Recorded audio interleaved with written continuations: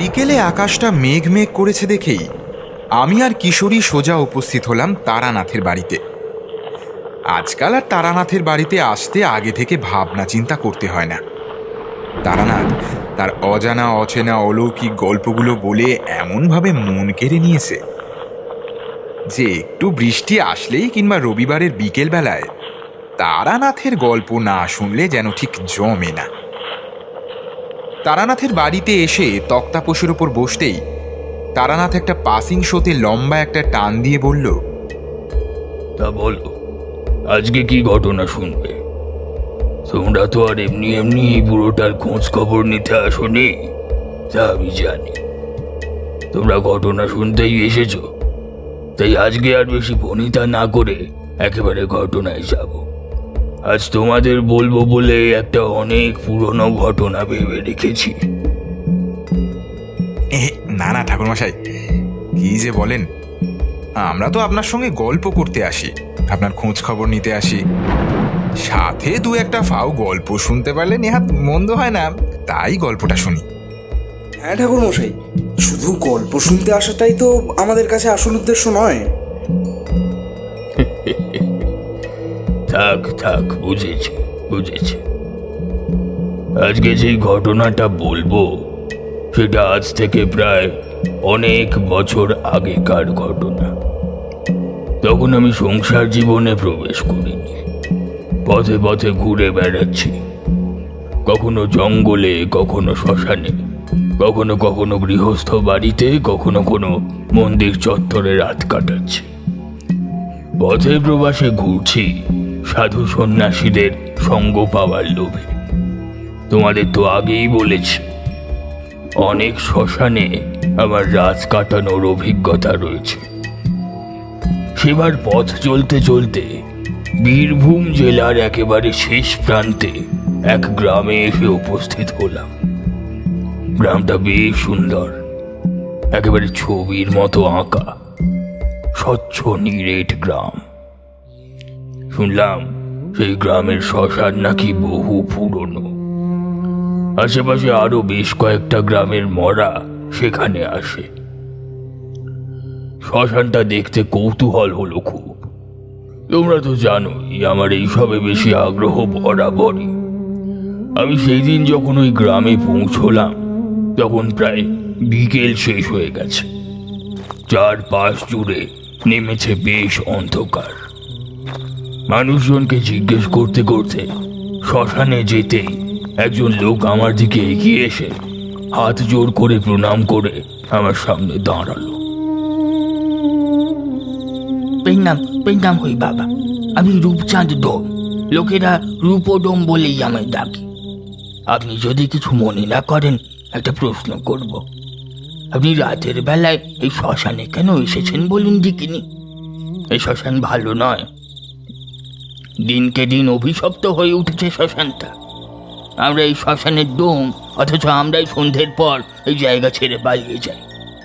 লোকের বাড়িতে সন্ধ্যের পর মরা মরলে পরের দিন ভোর অবধি অপেক্ষা করে তারা।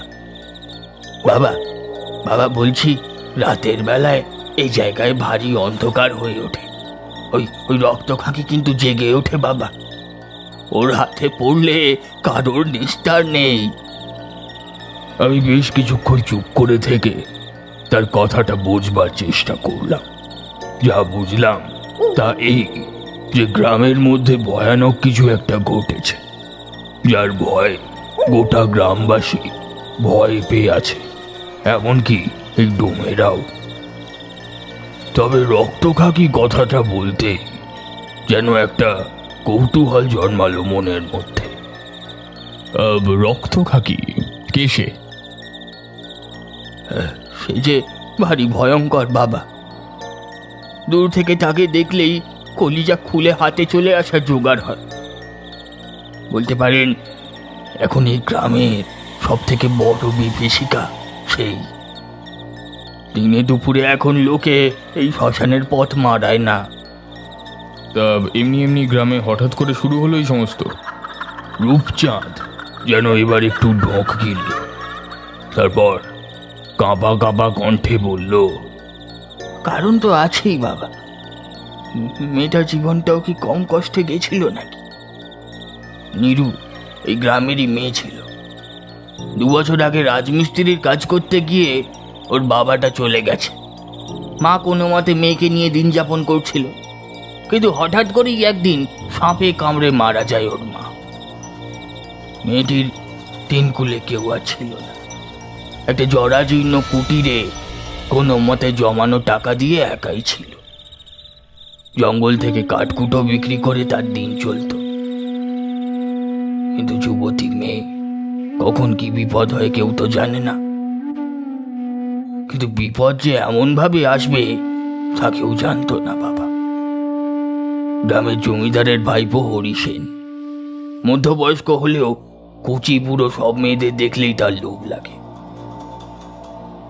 আর এদিকে তো নীরু একা বাড়িতে যুবতী মেয়ে। যেটার ভয় ছিল সেটাই হলো।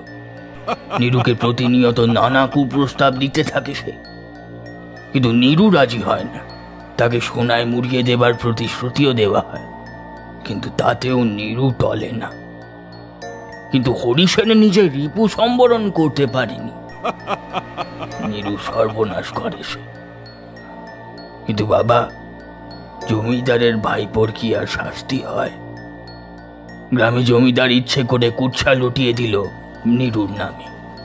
গ্রামে সকলের সামনে তাকে নিয়ে মিথ্যা অপবাদ দিয়ে তাকে অপমান করা হয়।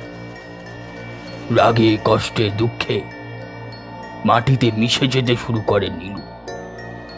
এই গায়ের লোকগুলো সবচেয়ে খারাপ লোক, বিশ্বাস করুন। আমি তো ছোট জাতি, আমার বলতে নেই এইসব, কিন্তু তাও এই গ্রামের লোকগুলো হচ্ছে সবচেয়ে খারাপ লোক। কেউ একটা ওই মেয়েটার পাশে দাঁড়ায়নি তখন।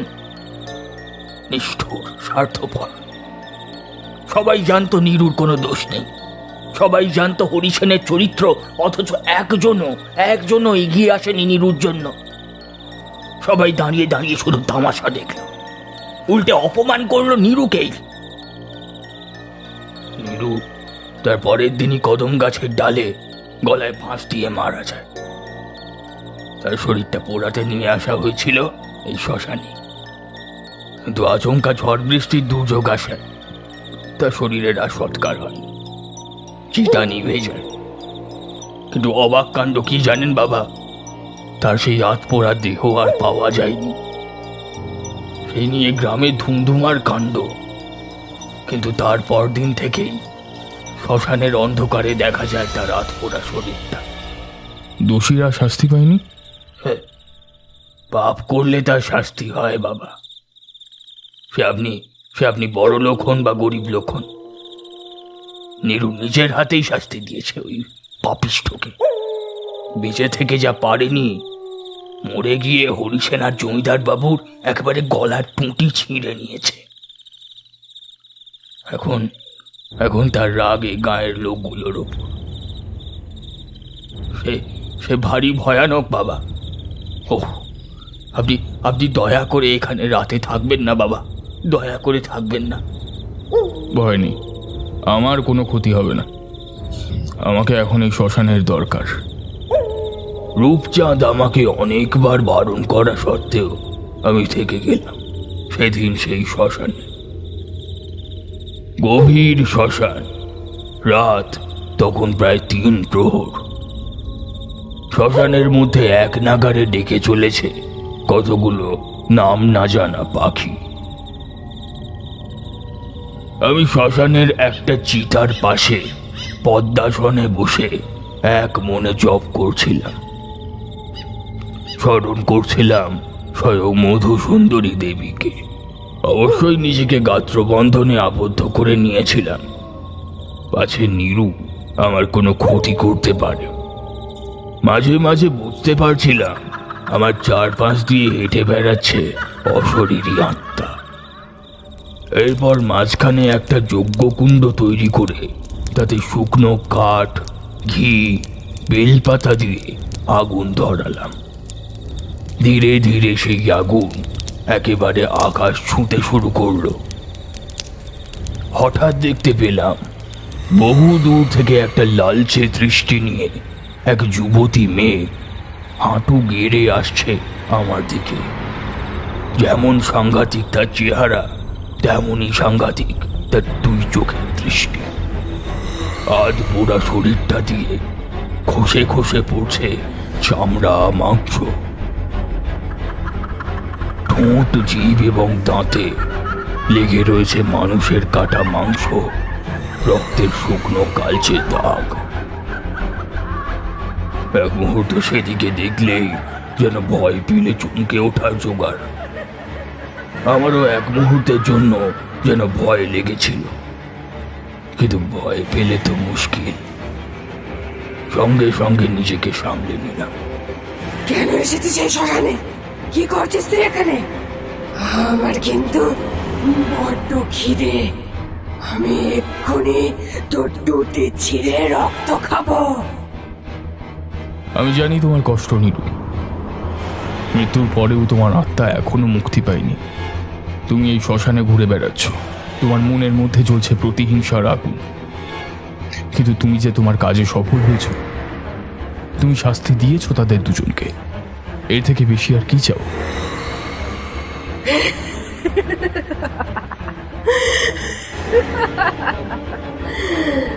এই গ্রামের প্রত্যেকটা মানুষ যারা সেদিন আমার তামাশা দেখছিল, ওই ওই দূরে দাঁড়িয়ে থেকে একটাও সত্যি কথা তারা বলেনি। সব কিছু জানা সত্ত্বেও তাদের প্রত্যেককে আমি তিলে তিলে শেষ করব। এই গ্রামকে পুরো শ্মশান ভূমিতে বানিয়ে দেব। আমি সঙ্গে সঙ্গেই আর সময় নষ্ট না করে চোখ বুজে এক বিশেষ মুদ্রায় বসলাম। বিড় করে পড়তে শুরু করলাম দেবী মধু সুন্দরীর বীজ মন্ত্র। হঠাৎ আমার চারপাশে যেন একটা ঘূর্ণিঝড় বয়ে গেল। বুঝতে পারলাম এই সমস্ত কিছুই নীলুর কাজ। সে কিছুতেই চাইছে না আমি এখানে বসে তার জায়গায় যজ্ঞ করি। তাই বারংবার সে চাইছে আমায় ভয় দেখিয়ে আমাকে এখান থেকে তাড়িয়ে দিতে। কিন্তু আমি যে তারানাথ তান্ত্রিক, ঘূর্ণিঝড় আমার কেটে রাখা সাদা গণ্ডির ভিতরে প্রবেশ পর্যন্ত করতে পারেনি। জ্বলন্ত অগ্নিশিখা আকাশ ছুঁই ছুঁই। আমার মন্ত্রের তেজ বাড়ছে উত্তরোত্তর। তাতে আরো বেশি ক্ষিপ্ত হয়ে গিয়ে এবার আমার চারপাশে হিংস্র একটা গড় গড় শব্দ শুনতে পাচ্ছি। কেউ যেন হামাগুড়ি দিতে দিতে এগিয়ে আসছে আমার কাছে, আমারই দিকে। চোখগুলো প্রচন্ড প্রতিহিংসায় লালচে হয়ে চলছে, কিন্তু আমার যজ্ঞে তার বিন্দু মাত্র প্রভাব পড়ল না। আমি সেই দিকে না তাকিয়ে আমার কাজে মন দিলাম। হঠাৎ আগুনের মধ্যে একটা মেয়ের ছবি চোখের সামনে ফুটে উঠল, আর পরপর কয়েকটা দৃশ্য। সেই মেয়েটা আর কেউ নয়, এমন পোড়া শরীর, পোড়া চামড়া, বাদ দিলে সেই নীরু। বুকের ভিতরটা কেমন যেন করে উঠল। এত সুন্দর ফুলের মতো একটা মেয়ে, এই অবস্থা! হায় ঈশ্বর! আবার শুরু হলো সেই ঘূর্ণিঝড়। বুঝতে পারলাম এটা ইচ্ছে করে করছে বারবার করে, কিন্তু আমার বেঁধে দেওয়া গণ্ডির ভিতরে সে কিছুতেই প্রবেশ করতে পারছে না।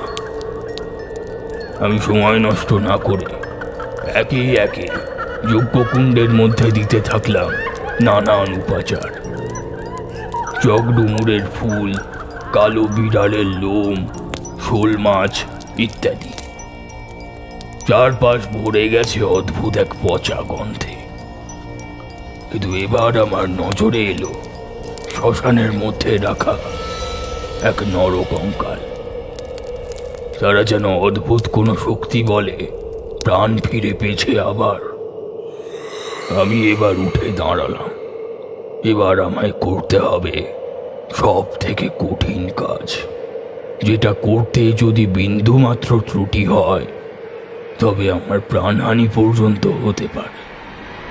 সেই কাজটা হলো নীরুর কাছ থেকে নীরুর শরীরের কোনো এক অংশ আমার যজ্ঞকুণ্ডের ভেতরে দিতে হবে, তবেই চিরতরে মুক্তি পাবে নিরুর অভিশপ্ত আত্মা।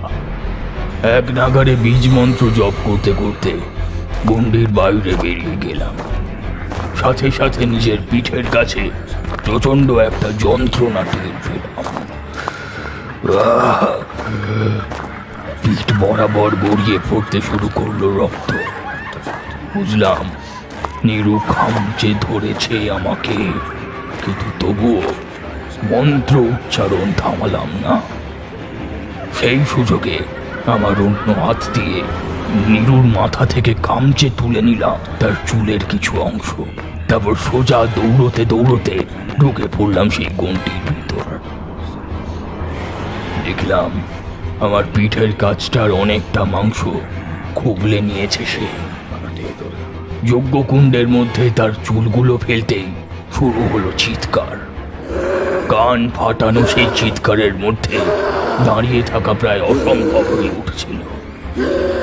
সমস্ত শ্মশান ভূমি যেন কাঁপতে লাগলো থরথর করে।